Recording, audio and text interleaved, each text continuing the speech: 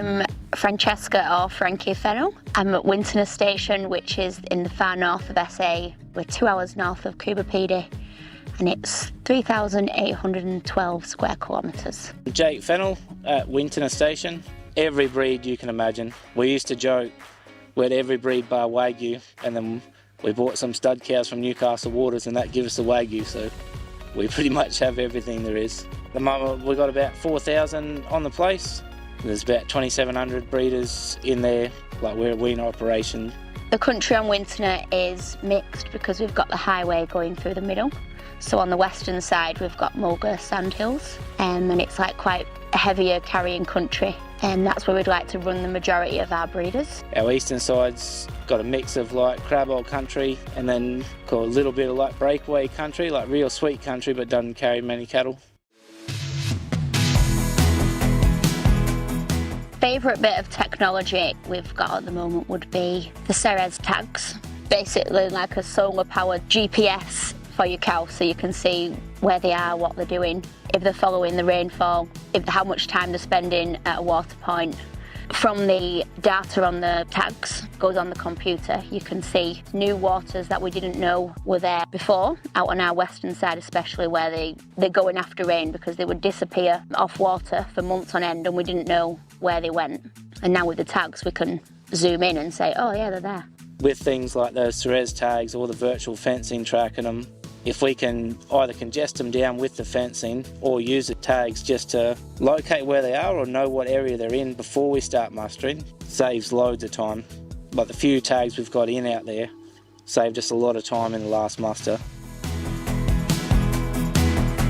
I'm Andrea Sherner, I'm the Regional Agriculture Land Care Facilitator, and I work in the South Australian Arid Lands region.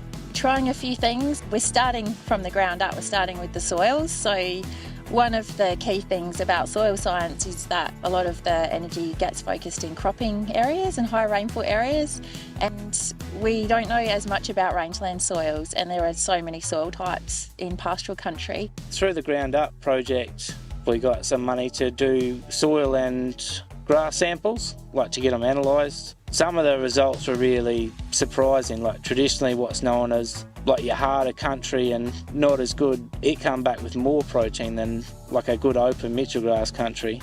And things like your phosphorus, we knew we were deficient, but it was a lot worse than what we thought. Like we need to supplement more for that to get our production up. And through these things, like we think we're cattle farmers, but cattle farmers grow grass and grass comes from soil. So you need to look after your soils first and then go from there. So this project was born really with a grant through the Future Drought Fund, the Drought Resilient Soils and Landscapes program, and it's enabling us to really test how rest-based grazing practices can be rolled out on large-scale pastoral properties. So the trials we've got set up throughout South Australia, we've got 2 intensive demonstration sites on Wintinna and on Buckleboo. So the wider part of the funding program, we're looking at 3 main elements. The first and probably our key focus at the moment is establishing demonstration sites and having field days. So getting people out on country, looking at the way other people are practicing and managing their grazing with livestock, including beef, cattle industry participants, but also Dorper and Merino sheep in the southern part of South Australia's rangelands. Like we need 24 paddocks for the rotation. So then our core herd could run as one rotation, and then we have 24 months in the rotation, which that'll give us 2 years we can allow for with no rain at all or no growth event in the grass. And then once that finishes, we'll still have 1 paddock spare as a drought reserve.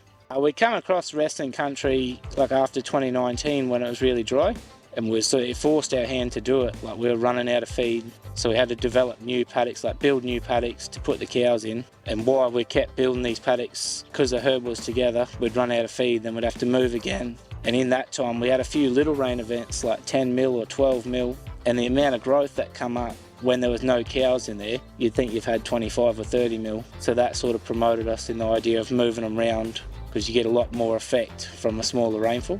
A lot of people rest country and move them around, but I think it's mainly the cost of infrastructure, and we found even with a few cattle in there, like it slows the growth down. Ultimately, we want to see the pastoral industry to continue to thrive in the rangelands, but improve ground cover and really maintain and better establish our perennial pasture species. So as we move into more unpredictable climate times, we really want to see businesses become more resilient in drier times, and we think a big component of that is by maintaining vegetative cover in a lot of pastoral land.